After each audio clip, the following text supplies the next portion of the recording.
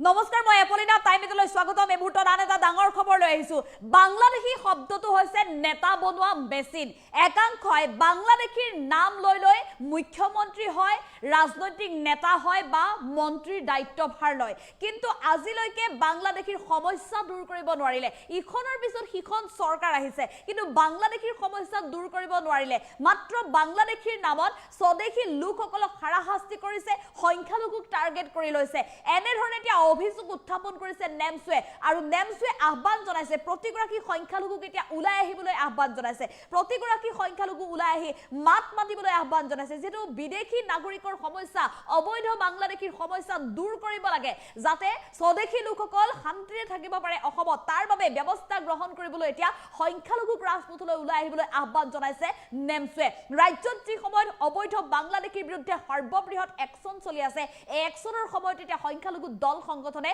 প্ৰতিদিনে বিৰোধিতা কৰি আহিছে এই একচনৰ আৰু আজিৰ দিনটোত এনে ধৰণে মন্তব্য কৰিছে নেমছৱে লৈছে বুটৰ টাইম ইনৰ দৰ্শকৰ বাবে ডাঙৰ খবৰ বাংলাদেশী শব্দটো নেতা বনোৱা মেচিন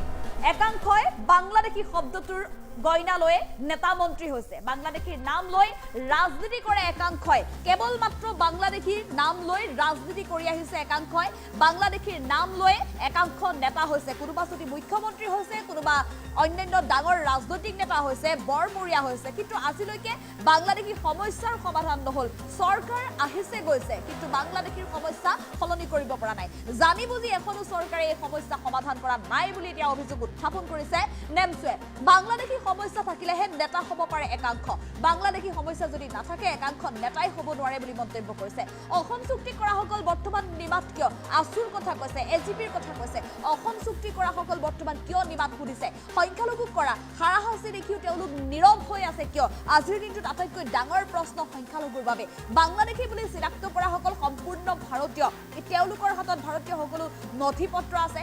এনআৰসিত নাম আছে প্ৰতিগৰাকী লোকৰ হাতত ভাৰতীয় নথিপত্ৰ থকাৰ দাবী তুলিছে এতিয়া নেমছৱে আৰু চৰকাৰলৈ জনাইছে প্ৰত্যাহ্বান মুছলমানক টাৰ্গেট কৰি ৰাজনীতি কৰিছে এতিয়া চৰকাৰে প্ৰতিগৰাকী ব্যক্তিয়ে মুছলমানক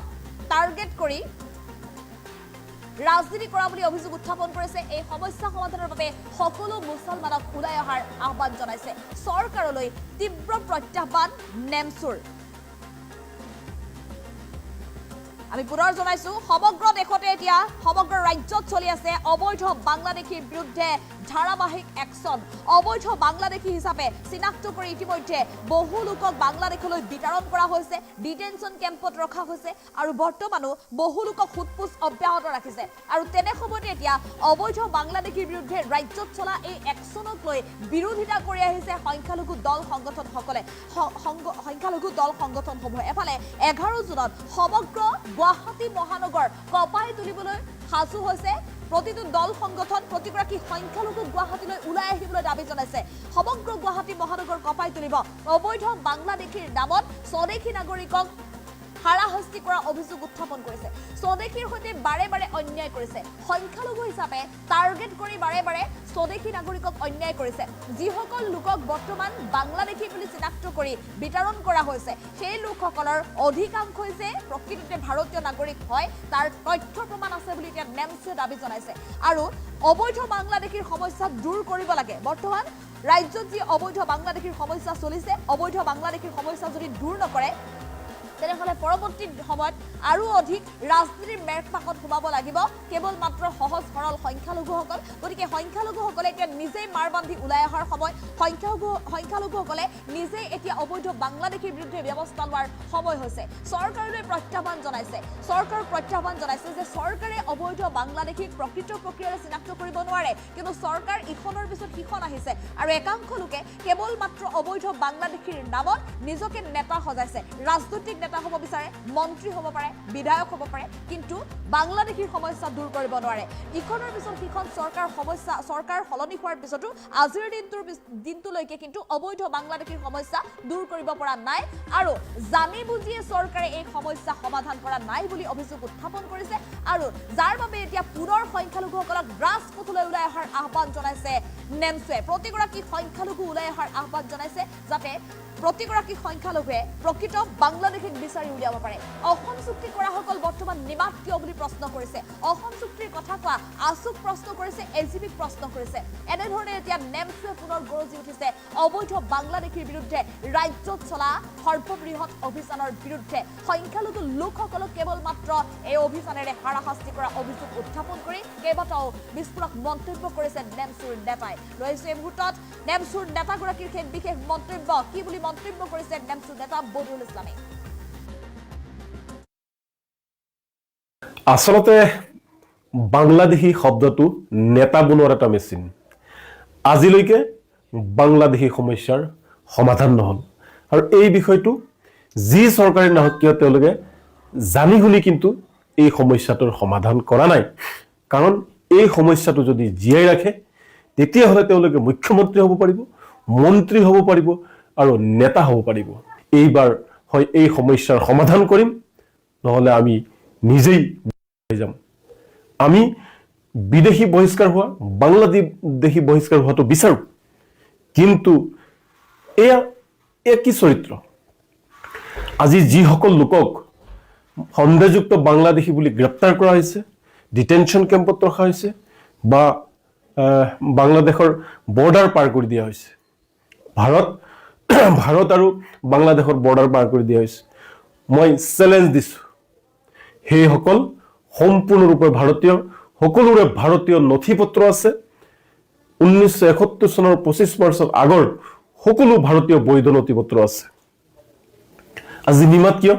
যিসকলে অসম চুক্তি কৰিছিল আজি আছু নীৰৱ কিয় এজিপি নীৰৱ কিয় যদি আমি মানিছো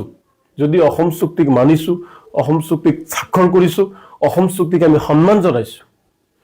তেতিয়াহ'লে অসম চুক্তি মতে যিসকল লোকৰ নথিপত্ৰ আছে তেওঁলোকক হাৰাশাস্তি কৰি থকাৰ পিছতো আমি নীৰৱ দৰ্শক কিয় আহক সকলোৱে মিলিজুলি এই সমস্যাটোৰ সমাধান কৰোঁ মাথো মুছলমানক টাৰ্গেট কৰি এই যি এটা লীলা খেলা আৰম্ভ কৰিছে এটা ৰাজনৈতিক নাটক আৰম্ভ কৰিছে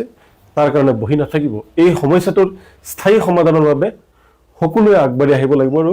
ইয়াৰ স্থায়ী সমাধান কৰিব লাগিব কাৰ জৰিয়তে একাংশ প্ৰকৃত বাংলাদেশীক ৰক্ষণাবেক্ষণ দিয়াৰ চেষ্টা কৰিছে আৰু ভাৰতীয় মুছলমানসকলক টাৰ্গেট কৰি যি অত্যাচাৰ চলিছে সেয়া অমানৱীয় আৰু অগণতান্ত্ৰিক আসলতে বাংলাদেশী শব্দটো নেতা বনোৱাৰ এটা মেচিন আজিলৈকে বাংলাদেশী সমস্যাৰ সমাধান নহল আৰু এই বিষয়টো যি চৰকাৰী নহওক কিয় তেওঁলোকে জানি শুনি কিন্তু এই সমস্যাটোৰ সমাধান কৰা নাই কাৰণ এই সমস্যাটো যদি জীয়াই ৰাখে তেতিয়াহ'লে তেওঁলোকে মুখ্যমন্ত্ৰী হ'ব পাৰিব মন্ত্ৰী হ'ব পাৰিব আৰু নেতা হ'ব পাৰিব এইবাৰ হয় এই সমস্যাৰ সমাধান কৰিম